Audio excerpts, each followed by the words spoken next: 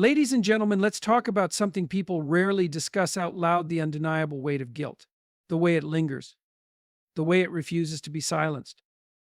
You may think that those who wronged you have forgotten. That time has erased the wounds they inflicted, that they moved on effortlessly while you were left carrying the burden. But here's what they won't tell you: their guilt will never let them forget you. Guilt is a strange thing. It's not just a feeling, it's a force. It doesn't disappear because someone wills it to. It festers. It gnaws at the edges of their mind. It turns quiet moments into reminders of what they did. You don't have to remind them of their wrongdoing. You don't have to chase after an apology. Their own conscience is louder than anything you could ever say. They may try to drown it out with distractions, with excuses, with self-deception. But guilt is patient. It doesn't knock once and leave. It waits. It settles into the empty spaces of their thoughts, whispering the truth they wish they could escape. And here's the irony: while you may have found peace, they are the ones left haunted. While you may have moved forward, they are the ones shackled to the past. Because unresolved guilt is a prison, and no matter how far they run, they are still inside it. They remember you not because they want to, but because their own mind won't let them forget. You are the lesson they cannot ignore, the shadow in their memories that reminds them of what they did, what they lost, and what they can never undo. So let go of the need for revenge. You don't need to chase justice, it's already chasing them. And the truth. The truth never dies. It lives on in the one place they can never escape: themselves. The weight of conscience. Guilt is not something that simply disappears with time. People like to believe that the past can be buried, that mistakes can be left behind. But the reality is far more complex. The mind is not a forgetful servant, it is a meticulous record keeper. Every action we take, every word we speak, every moment where we betray our own values, these things do not vanish. They sink deep into the subconscious where they wait. Some try to outrun this reality, distracting themselves with work, relationships, entertainment, anything to avoid that quiet voice that speaks when the distractions fade. But guilt is patient. It lingers in the unguarded moments, in the stillness of the night, in the spaces where silence prevails. And here's the truth: the mind is wired for accountability. It does not easily let go of unresolved guilt. When a person has wronged someone, especially someone who trusted them, believed in them, or depended on them, that action creates an imprint. The wrongdoer may try to suppress it, excuse it, justify it, but deep down they know. And because they know, they carry the weight of that knowledge. This is why many people find themselves restless, unable to experience true peace, because somewhere in their psyche, there is an unpaid debt, a story that hasn't been resolved. For some, guilt manifests as anxiety and unease they can't quite explain. For others, it turns into anger, deflecting responsibility outward to avoid looking inward. Some become avoidant, fearful of facing the truth, choosing instead to rewrite the past in their minds, convincing themselves that what they did wasn't so bad. But the weight remains. Because guilt is not just about remembering the wrong, it's about knowing deep down that they could have chosen differently. And this is why those who have hurt you will never truly forget you. It's not just your absence that lingers, it's their own conscience, reminding them of who they were when they made that choice. The past is not gone, it is alive in their minds. And no matter how much they try to silence it, their guilt will always whisper your name. Truth has a memory. There's a strange thing about the truth: it does not decay. It does not dissolve with time, nor does it bow to the convenience of those who wish to forget it. No matter how much a person wants to escape it, to rewrite history in their favor, the truth remains. It lingers in the corners of the mind, in the shadows of conscience, in the moments of stillness, when all distractions fade away. When someone wrongs another, whether through betrayal, deception, or cruelty, they often believe they can move forward unscathed. They tell themselves that life goes on, that their choices were justified, that their actions weren't as significant as they seemed in the moment. But truth has a way of making itself known. Even if it is buried beneath layers of denial, it doesn't disappear. It waits. The human mind is an extraordinary thing.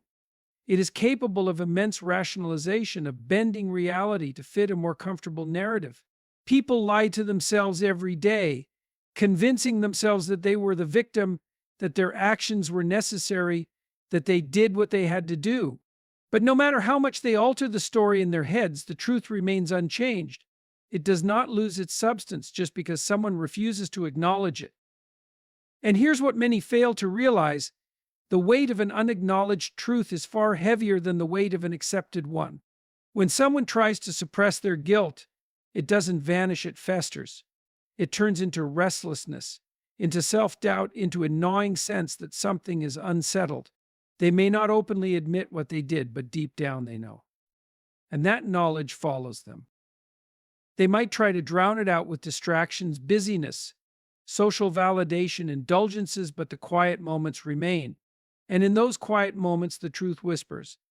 It reminds them of what they did. It forces them to relive the moments they wish they could erase. Because the past is not truly gone, it is stored in the recesses of their mind, playing on repeat in ways they don't fully understand. Have you ever noticed how people who have wronged others often struggle with their own peace? How they seem restless, even when their lives appear successful on the surface? That's because the truth they refuse to face doesn't just disappear, it embeds itself into their psyche, shaping their thoughts, their behaviors, their interactions. They carry it with them, whether they acknowledge it or not. And what does this mean for you? It means that you do not have to seek vengeance. You do not have to chase an apology. You do not have to prove your worth to someone who failed to see it, because the truth is already doing the work for you. The truth is not on their side. The truth will remind them, again and again, of what they did. And the more they try to suppress it, the more it will demand to be seen. So if you've ever felt forgotten, if you've ever believed that someone who hurt you walked away without consequence, understand this: their mind is not as free as it seems. They may never admit it. They may never say your name aloud. But in the spaces where honesty cannot be avoided, in the moments when their defenses are down, the truth speaks, and it will never let them forget. Regret is a prison. Regret is not just a passing thought or an occasional memory, it is a relentless captor. It builds walls inside the mind, closing in on those who have wronged others, forcing them to live in the echoes of their own mistakes. Many believe they can escape it, that they can move on without consequence. That time will dull the weight of their actions. But regret does not simply fade. It lingers, grows, and tightens its grip in ways that are often unnoticed until it's too late. When someone betrays another, they often convince themselves that they will forget, that with enough distractions, new relationships, and fresh experiences, the past will dissolve into irrelevance. And for a time, it may seem like they've succeeded. They keep themselves busy, they fill their lives with noise, they rewrite the narrative in their minds to cast themselves in a better light. But the thing about regret is that it doesn't always announce itself immediately. It is patient. It waits in the background, watching, accumulating strength. And then one day, when they least expect it, regret knocks. It comes in the quiet moments when they lie awake at night, when they hear a familiar song, when they see someone who reminds them of the past. It is triggered by the most mundane things: a phrase, a scent, a sudden memory. And when it arrives, it does not come gently. It crashes into them like a wave, forcing them to confront the weight of their decisions. Regret is cruel in its timing. It does not strike when a person is strong. It strikes when they are weak, when their defenses are down, when they have no distractions left to shield them from the truth. And in that moment, they realize something terrifying: they are trapped. Trapped in a past they cannot change, haunted by choices they cannot undo. Some try to push it away, numbing themselves with temporary escapes. They may turn to substances, unhealthy relationships, or endless distractions in an attempt to drown out the thoughts that torment them. But these are not solutions, they are only delays. Because regret is not something that can be ignored, it is a prison of the mind, and the only way out is to face it. But here's the harsh reality: most people never truly face their regret. They may acknowledge it in fleeting moments, but they rarely have the courage to fully confront it. They avoid apologies, avoid accountability, avoid the very people they have wronged, because doing so would mean admitting the truth to themselves. And that is the most terrifying thing of all. And so they remain in their prison, replaying the past over and over again, reliving the moment they chose the wrong path, knowing that no matter how much they wish they could change it, they never will. They may not speak about it, they may not show it outwardly, but deep inside they are trapped. And the worst part, they put themselves there. So if you ever wonder whether those who hurt you have forgotten, let me assure you they haven't. They may pretend, they may deny, they may act as if they are unaffected. But regret is a merciless jailer, and once it takes hold, it never truly lets go. They will remember, not because they want to, but because their own mind will never allow them to forget. The power of forgiveness vs. the curse of guilt. There is a fundamental difference between the one who forgives and the one who carries guilt. Forgiveness is a release. It is an act of strength, of choosing to unburden oneself from the weight of the past. But guilt is a curse. It clings to a person, shaping their thoughts, their actions, their very perception of themselves. Many believe that forgiveness is for the benefit of the other person, that to forgive is to absolve, to excuse, to let go of what should not be forgotten. But this is a misconception. Forgiveness is not about the one who caused harm, it is about the one who was harmed. It is a declaration of independence, a refusal to let pain dictate the course of one's future. But guilt is different. Guilt does not free, it binds. It does not empower, it weakens. And the one who carries guilt cannot simply choose to set it down. They are shackled to it, haunted by it, reminded of it in ways they cannot control. A person who has done wrong may pretend that they have moved on, but guilt is not so easily dismissed. It follows them. It turns their victories hollow, their moments of joy bittersweet. They may laugh, they may celebrate, but deep down there is a part of them that knows what they did, knows what they lost, knows that no matter how much time passes, there is something unresolved. And here's the crucial truth. While the one who forgives can move forward, the one who carries guilt often remains stuck. Forgiveness is forward motion, a decision to release anger and claim peace. But guilt? Guilt is a cycle. It repeats itself endlessly in the mind of the one who refuses to face it.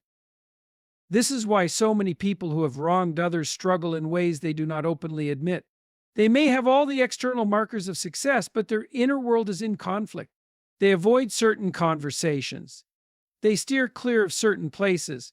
They cannot face the ones they have wronged, not because they do not remember, but because they remember too well. And there is a deep irony in this. The person who forgives becomes free, while the person who refuses to acknowledge their guilt becomes a prisoner of it. They are stuck in the past, living with the knowledge of what they did, knowing they can never go back and undo it.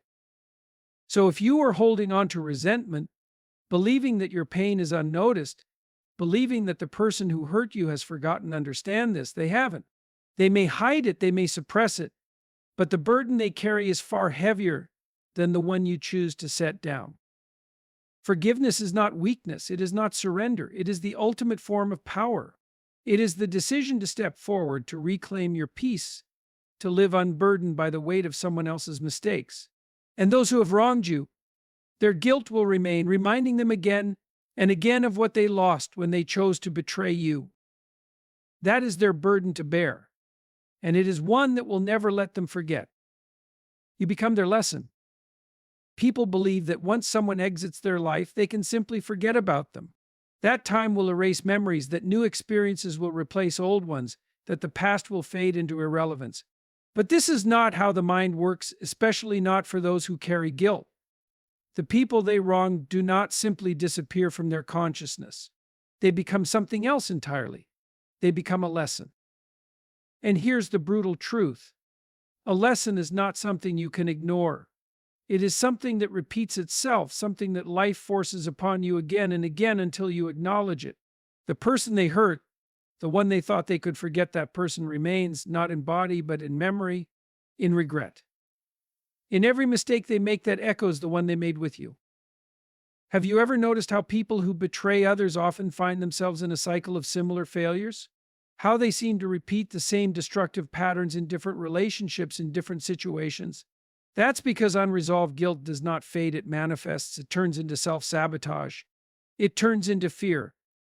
It turns into an unshakable sense that something is missing, Something was lost. Something cannot be undone.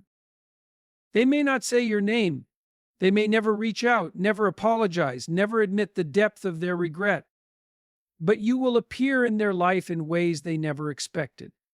Maybe it's a person they meet who reminds them of you. Maybe it's a situation that forces them to relive their past mistakes. Maybe it's a moment of loneliness where they realize that the choices they made led them exactly to where they are now.